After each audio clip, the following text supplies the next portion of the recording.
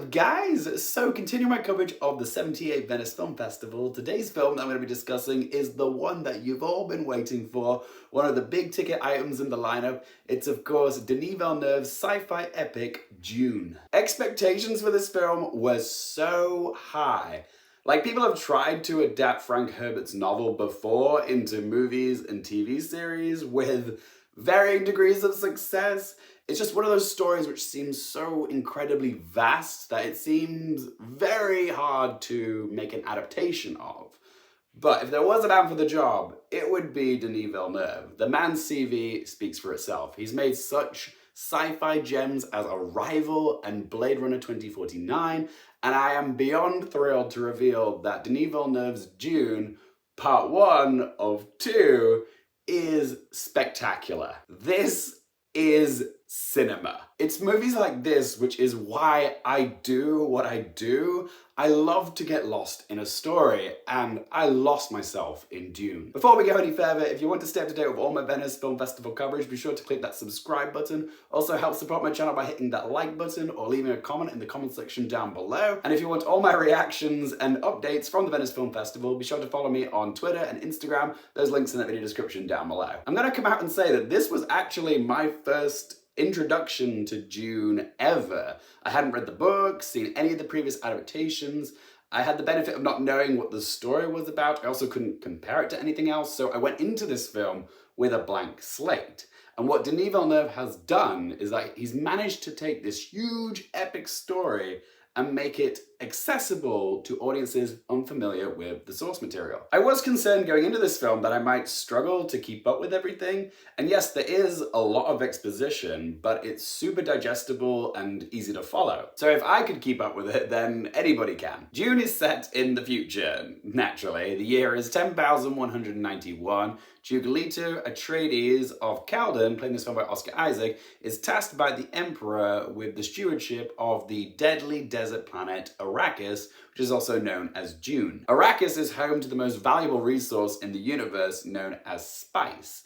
With spice, you can extend a human lifespan, and it's also what makes space travel possible. It's essentially space fuel or petrol. So whoever has Arrakis has the power. Leto intends to mine the planet for spice, but he also takes his concubine, Lady Jessica, played by Rebecca Ferguson, and his son, Paul, played by Timothée Chalamet, down to Arrakis so that he can teach his son how to be the leader that he needs to be by forming an alliance with the native inhabitants of Arrakis, who are known as Fremen. But when the Atreides learn that there's been a spy within the inner circle, Lady Jessica and Paul have to go on the run to find the Fremen in the desert, which is no small feat because the planet is populated by 400-meter long sandworms that like to eat people. There was so much that I loved about this movie. The casting is spot on. Everyone fits their role like a glove.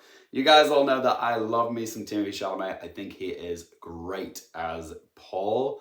Like, with Chalamet, he always manages to find an interesting balance of boyish naivety as well as intensity and inner strength.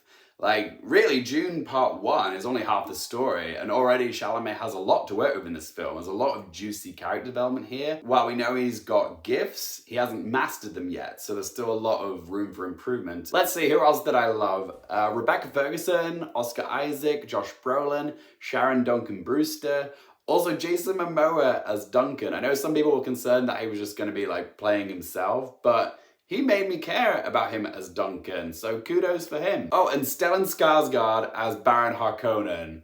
Wow, incredible. But I am dying to know now, when it comes to Stellan Skarsgård's transformation into the character, did they make him look bigger by using a fat suit, prosthetics, and makeup, or did they use CGI to make him look bigger? Honestly, I couldn't tell. Perhaps it was a mix of both? It's stuff like that that really makes me want to watch the behind the scenes making of this film. I want to know how they did that. That's how good the visuals are in this film. The body shield that the characters wear when they're fighting, that looks so cool, as well as the sandworms.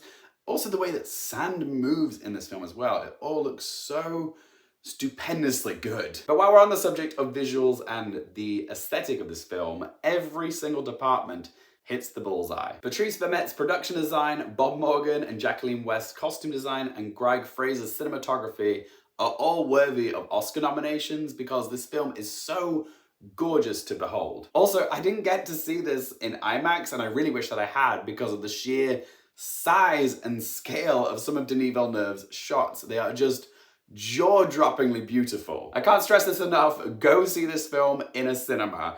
If you can see it in IMAX, you should. I know I'm gonna go watch this the second time in IMAX because I just wanna appreciate it for all its majesty. But also, we need to talk about Hans Zimmer's score because oh my good golly wow, did I love the score that he made for Dune. Definitely in my top 5, maybe even top 3 favorite Hans Zimmer compositions. Even at the very start of this film, like when the Warner Brothers logo was coming on the screen, the music was getting me so pumped. The drums let me know I was in for something epic. I also really loved the Middle Eastern influences that Zimmer incorporated into the music. But he also does the impossible, which is that he manages to make bagpipes sound cool.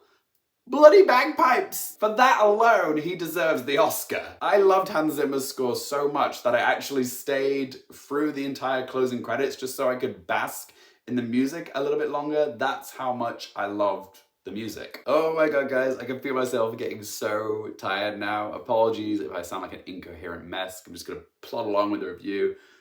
Sorry if the quality dips towards the end of the vid. But anyways, when I was looking for negatives, the only thing that I can really say is that Dune isn't really a funny film. The 2 humorous lines that you see in the trailers are pretty much the only 2 bits of funny dialogue in the whole movie. Not even kidding. But just because the film isn't funny doesn't mean it's not entertaining. So let's ask them 3 questions. Firstly, would I watch this again? Absolutely. When I get back to the UK, I'm gonna go watch this in IMAX the way that Denis Villeneuve intended. And also, I want to buy a copy of Dune and put it on my wall, which is sadly back in London right now. Question number 2, do I recommend it for you guys? Yes, to all. This is what cinema is about. Being transported to another world. If you like Villeneuve's other works like Arrival or Blade Runner 2049, then you are going to cherish this film. But also, if you like blockbusters with a bit of intelligence like Christopher Nolan's films, then this film is for you. But I'll just say this, if you have the slightest appreciation for cinema, then go see this film in a cinema. It is just absolutely glorious. And third question, what score would I give it out of 10? Dune is more than just an action-packed blockbuster.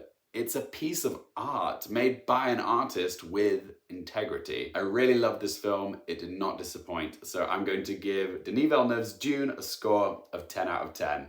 I really wanted to get a Best Picture nomination, and now that the rules have changed to include 10 nominees for Best Picture, I do think it will make the cut. But as always, guys, it's just one bloke's opinion. I would love to hear what you guys have to say about Dune. Are you excited for it? Have you seen it? What did you make of it? What do you think of Timothée Chalamet as Paul? Whatever you have to say, let your voice be heard in that comment section down below. If you have enjoyed this video, please do help support the channel by hitting that thumbs up button. Don't cost you anything, and it really does help me out. If you want more movie, TV, and Oscars related content, don't forget to click subscribe. And if you want to follow me on any of my socials, all those links in that video description down below.